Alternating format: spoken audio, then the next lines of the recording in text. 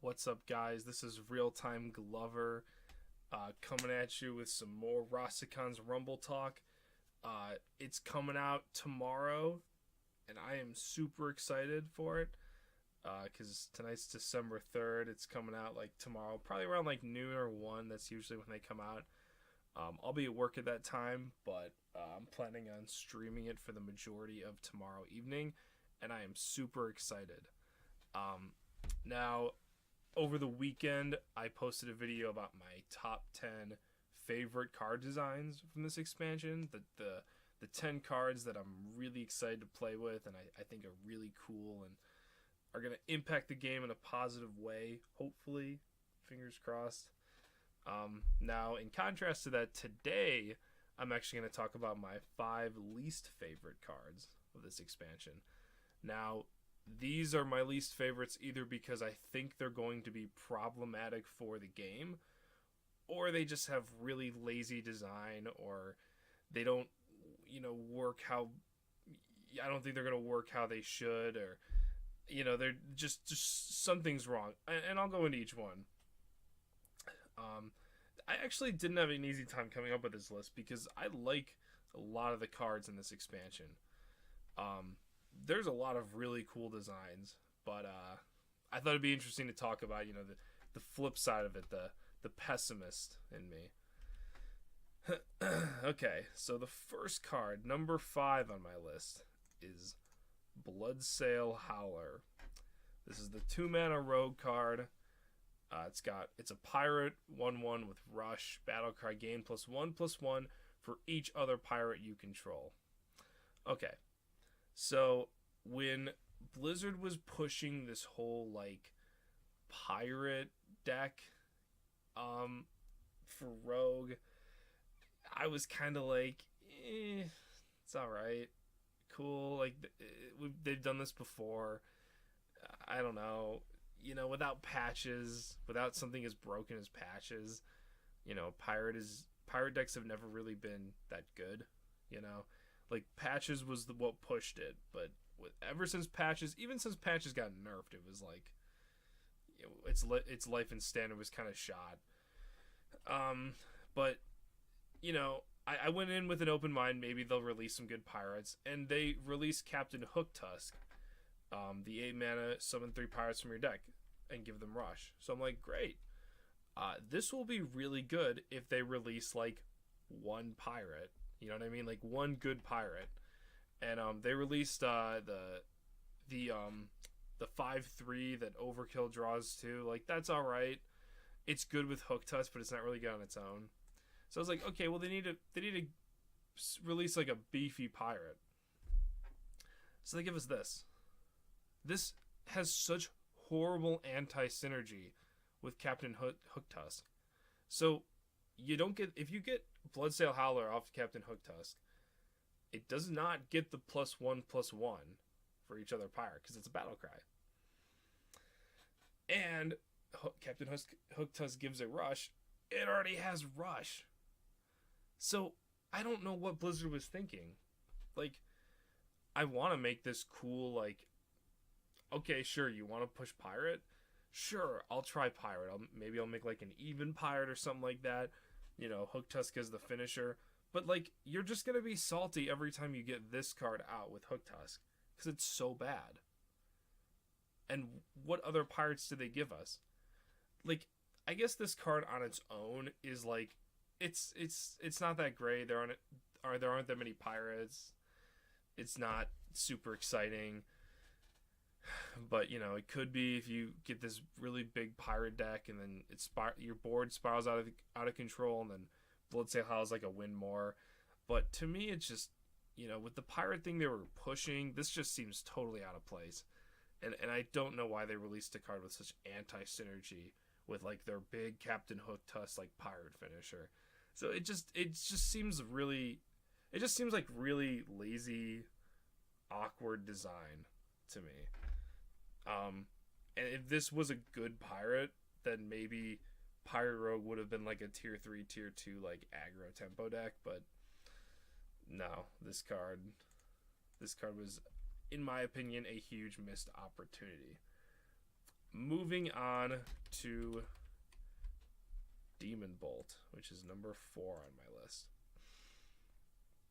Okay, so when I saw this card in the reveal stream, I looked at it and I was like, destroy minion for 8 mana. 8 mana. Okay.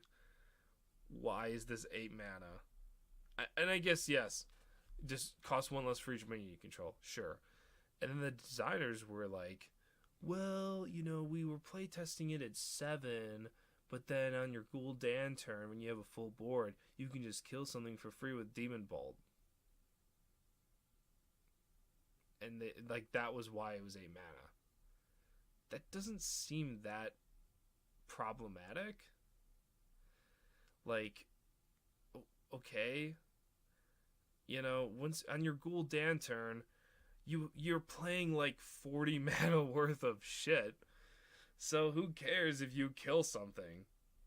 You know, like you're already getting, like, sure, if they have like a couple big dudes on the board, it might be nice to kill one of them, or if they only have one big dude, it's nice to kill it. But who cares? You're probably gonna have like 2 or 3 Void Lords anyway. You know, like if you're like a big control Warlock deck, which is the only deck that would run something like this, for that combo, I mean.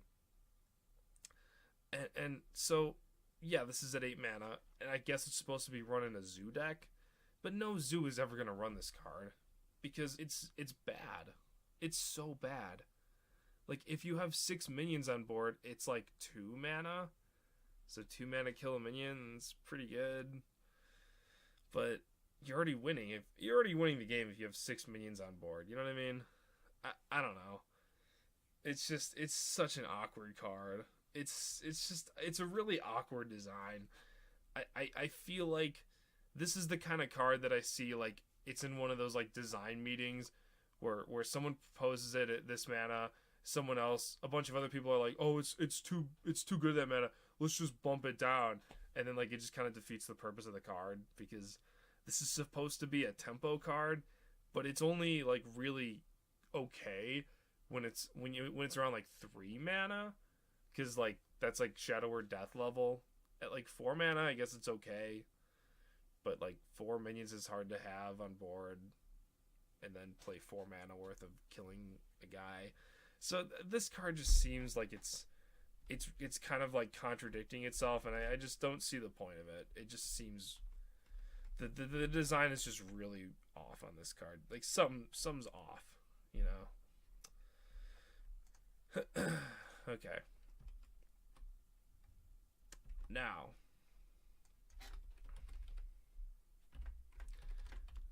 number 3 on my list is Arena Patron. This card's cute. I'll give it that, okay? It's like Grim Patron, 5 mana, 3/3, overkill, summon another Arena Patron. This is probably the most underpowered card I think I've ever seen printed in Hearthstone. This is worse than, like, Jesus, this is so much worse than Silverback Patriarch. This is a 3/3 for 5 that if it survives, you can trade into something, and if you overkill it and this guy survives, then you'll get another one. And then it's like 6/6 for 5 mana, which is never gonna happen. You know, like, if that happens, you already won the game, because your opponent doesn't have any cards. They're not playing anything. They disconnected. You know, like, so this card is just awful. And I know there's a lot of bad neutral cards. Like, they're supposed to print bad neutral cards. Like, that's fine. You know, there's a lot of other bad ones. There's like Gurubashi Chicken that sucks, but I didn't put that on this list just because, like, whatever. It's you know, it's a 1/1 for 1. You know, maybe beast stuff. It's bad, but this card is just like such a waste. You know, what if they made this card and then they print it at like 7 mana and then they gave it rush. Wouldn't that be kind of neat?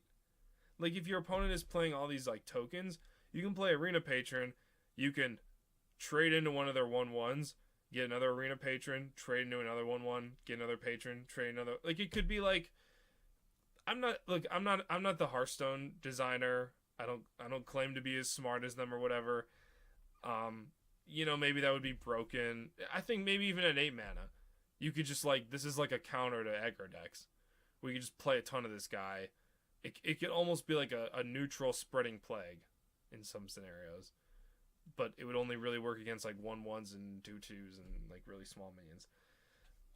That might be kind of cool. But just as is, it's just like they wanted to put like a Grim Patron meme in, so they threw this in. But I just feel like this card had potential. It could have been really cool.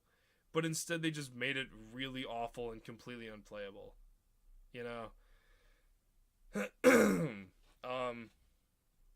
Yeah, I don't know how to... I have no idea how to ever use this card or salvage it. Maybe if you gave it Rush. Like, if you gave it, like, Rocket Boots. Right? That one warrior card. Like, you gave it Rush, and then you, like, copied it somehow.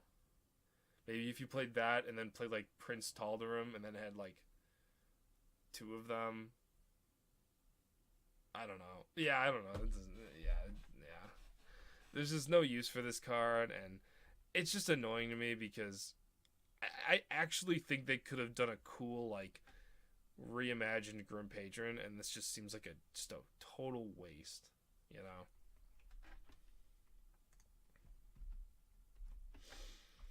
Alright. Now, number 2. I've seen a lot of people kind of meme this card. And I'm right there with them. I like to meme this card too. Shield Breaker, 2 mana, 2/1, Battle Cry, silence an enemy minion with taunt.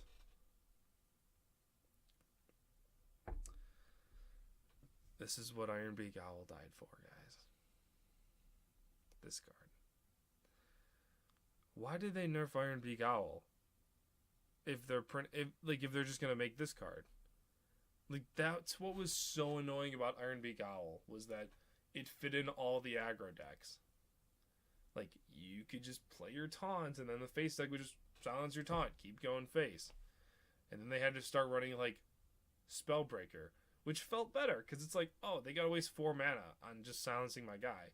It's still annoying to get my taunt silenced, but, you know, at least they gotta, like, spend most of their aggro turn. I mean, 4 mana is a lot to spend on it for an aggro deck. But now they just get Ironbeak Owl again. Because that's all Ironbeak Owl did. They just silenced taunts. That's all it was used for, pretty much. I mean, in aggro decks, I mean. So, having a 2 mana 2/1 silence a minion with taunt,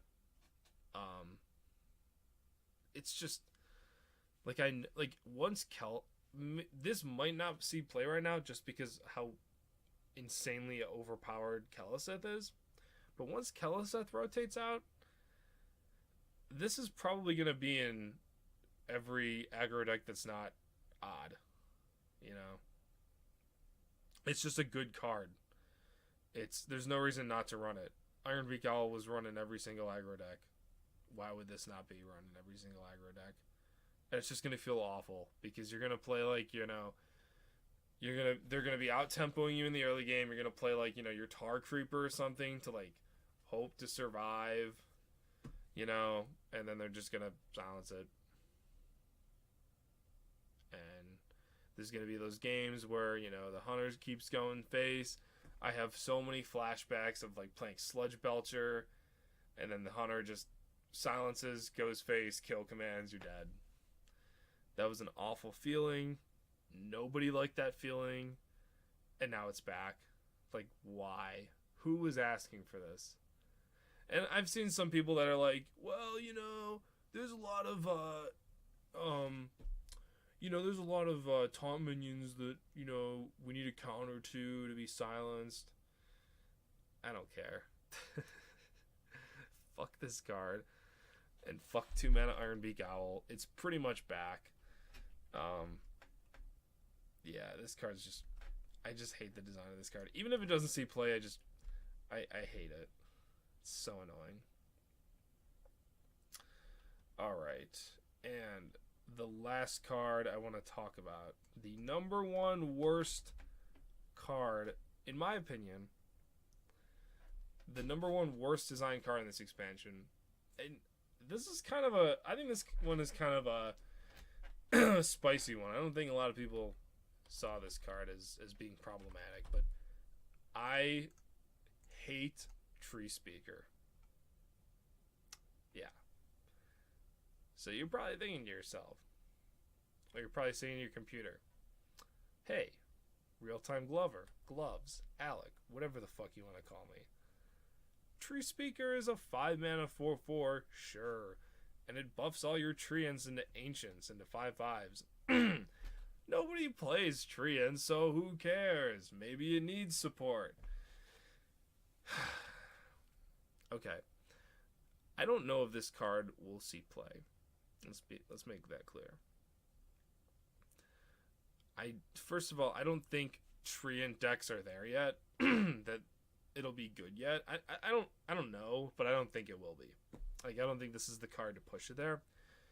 But I know how Blizzard does this, where they get this like idea in their mind. Like Beast Druid, they push Beast Druid for like 4 expansions in a row. Where they're just like, this is our thing. We want Beast Druid to be good. So they just give Druid all these like broken beast cards. Like Mark of Yashar was like, give a minion +2/+2 and draw a card. And like what that Raven was just 1 mana 2/2, which felt really good at the time. Now it's kind of like and what was that other card? Oh my god, that 5/5 for 6 mana that just copied any beast on the board? Jesus Christ. That card didn't see as much play as I thought it would, but that was insane. And I feel like they're going down that same road with the treants, and I don't like it. This card, if you can buff 1 treant with this card, for 5 mana you're getting a 4/4, and you're getting +3/+3 on a minion. Sure, that minion doesn't get like the buff to attack that turn. Like, it's not like give a minion +3/+3. Like, it transforms your treant, so then it can't attack that turn as the 5/5 because it gets Summoning Sickness. So let's be clear on that. It's not like, at least there's that. But there are going to be games where, because Blizzard is pushing the treant archetype for Druid. I think what's happening is they're going to keep printing like all these efficient ways to get treants on the board. And once there's enough of those, they're going to have these turns where they're just popping trees on the board every turn and you keep clearing it. And then there's one turn that you're like, oh, I can't clear it. I hope he doesn't have Tree Speaker. And then like turn 5, 6 or 7, one of those turns that you can't clear the board, they're going to play Tree Speaker and they're going to buff like 3 or 4 of their treants, and they're going to have a board full of 5/5s and this 4/4 on board. And a lot of decks just can't deal with that. And then they're just going to lose. And trust me, you guys have played against Odd Paladin. You have those turns where they just keep popping these 1/1s on board every turn. And then they have that turn where they level up and they just buff their whole board. And you're like, God, please don't level up. And then they do. And you just take 1,000,000 face damage and you can't clear it. I am worried that this is going to be that card for Druid. I am very worried. Like, if you get 1 treant buffed, this is a 5 mana 7/7 basically for 1 treant. You got 2 treants, 5 mana 10/10. 3 treants, 5 mana 13/13. So just let that sink in. That's like insane value. And what deck can deal with a couple 5/5s on board? Seriously. Big Mage can. Control Warlock can. Priest can Psychic Scream. Like the heavy control decks. But they can't do most of that stuff till the late game. Big Mage can. But Warlock and Priest, they can't really. I mean, sure, Warlock might be able to Defile, but like most decks, like if you're playing any kind of like Hunter, Pally can Equality Consecrate, but 2-card combo, you don't always have it. But this kind of play style, like flood the board and then buff your whole board and get these like insane cards. This actually even reminds me a little bit of like Quest Rogue, where you just get a board full of you're getting a board full of 5/5s. Like, what do you do about that? So I'm worried about this card. I have a feeling that we're gonna see it. Here's my prediction. I think this card is gonna be super toxic, like second expansion of 2019.